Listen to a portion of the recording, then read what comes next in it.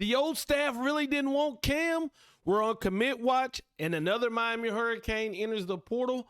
What's up, guys? Welcome to NWTV Canes all day. If you're rocking with the U, then you know what to do. Hit that like and subscribe button so you never miss out on a video. We are on commit watch. And a big commit watch at that. I'm recording this in the morning, 4:30 this afternoon, 4:30 this evening, whatever you want to call it. Samson Okunlola will give his commitment to either Miami, Florida, Michigan State, or Alabama. If you ask anybody, they'll tell you that it's going to be Miami. But I've been telling people this, and I'm thinking he's going to choose Miami as well. The recruitment went like this. Mario Mirabal, they was on Samson from day one. Florida's made some traction. He took a couple back-to-back visits at Florida. Everything was looking good. And then Mario and Mirabal, they had an in-home with them, supposedly locked it up. But if you would have asked people, where do you think Kermani McClain's going to go the morning of his recruitment, people would have said Florida. He chose Miami. If you would have asked people, where is Avante Williams going to commit the morning of his recruitment or his commitment, people would have said Florida. He chose Miami. So deep down, we don't really know anything. So tune in, 4:30. He will be making this announcement. We're on commit watch, a commit that means a lot to the Miami Hurricanes. This could be a cornerstone for our offensive line. Also, if he commits, Miami moves into a top 3 recruiting class. A lot on this commitment. You know, I'll keep you guys updated. Now, to a player who could be a Miami Hurricane, to a player who no longer will be a Miami Hurricane, John Campbell has entered the transfer portal. John Campbell is a player who did see playing time, started some games at Miami. But I think the consensus was after this season in the offensive line and how everybody played, that if any of these offensive linemen entered the transfer portal, it wasn't going to be a huge loss. There's a couple players that you could throw out that you wouldn't want to enter the transfer portal, but I think John Campbell was one of those situations where you wish him the best, and then Miami's going to be looking in the portal. They're going to be looking at this recruiting class to move on with the future and improve this offensive line. So he enters the transfer portal, and just because you enter the transfer portal does not mean you're gone, which happened with Brian Balaam. The former Miami Hurricane safety entered the transfer portal, and now he's out of the transfer portal, and he is back with the team. Some are saying that he could possibly just be coming back so we can graduate and then going into the transfer portal. Remember, there are 2 transfer windows, or he could come back and just want to be a part of the wave because, hey, Miami Hurricanes making moves. We making moves. We're not going to rush this. We're not going to overhype expectations, but we're making moves. He enters the portal, comes out of the portal. Speaking of another portal player, Kamari Rogers. Now, Kamari Rogers, I did the video on him yesterday. His father said he carries a big stick.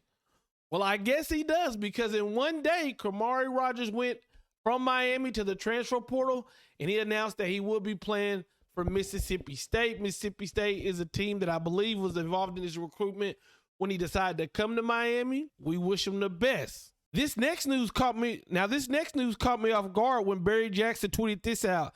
It turns out that Miami Hurricane safety James Williams played the past season with a torn labrum in his left shoulder. He had the injury surgically repaired today and will be ready for the season, per his NIL rep, Eric Dunn. Then I looked over at Eric Dunn, and there was a picture of James in the bed. It said, all smiles after successful surgery. James Williams coming back stronger than ever. Just wait on it. I didn't know that. I hadn't even heard rumblings of him playing injured. James is a 5-star, unique talent that in my opinion, he gets people just, they get on him too much. I think he's better than what people think he is. My only complaint is we got to tackle better. We can't be trying to take people out with the shoulder. We got to wrap up and fully tackle. And once he consistently gets to wrapping up and fully tackling, him and Cam, I like our safeties. I like our safeties. Now, speaking on somebody who didn't like Cam, who didn't want Cam on the squad, right? So I knew Ryan Rigoni had a podcast, but I never really listened to it. I tried, and I just, some podcasts you can get hooked right into. Some podcasts aren't for you.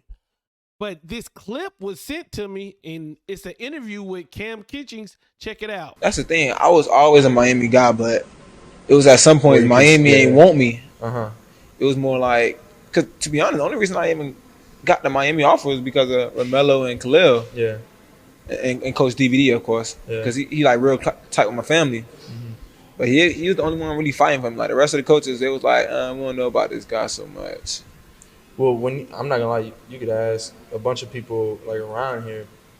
When you first got here, like you was always in the film room, always studying, like always trying to learn. I'm like, man, this is like we'd come in and you'd be on your own, like just doing work, like on the field, like running, doing stuff. I'm like, man, this kid's gonna be good.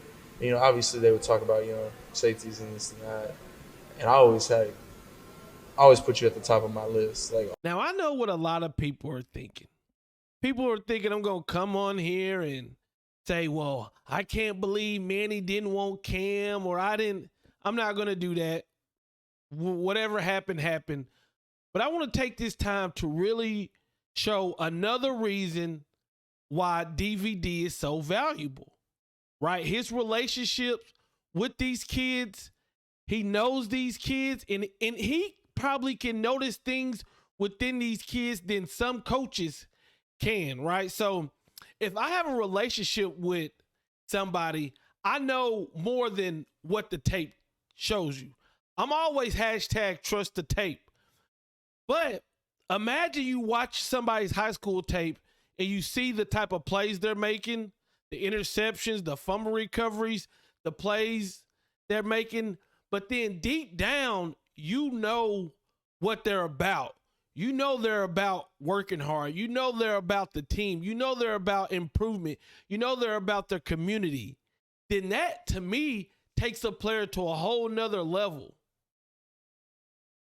And it shows us that DVD in this community, he is so engraved in the community that he has a relationship with all these kids, especially the kids coming into this next class, that he is very valuable to this Miami Hurricane team.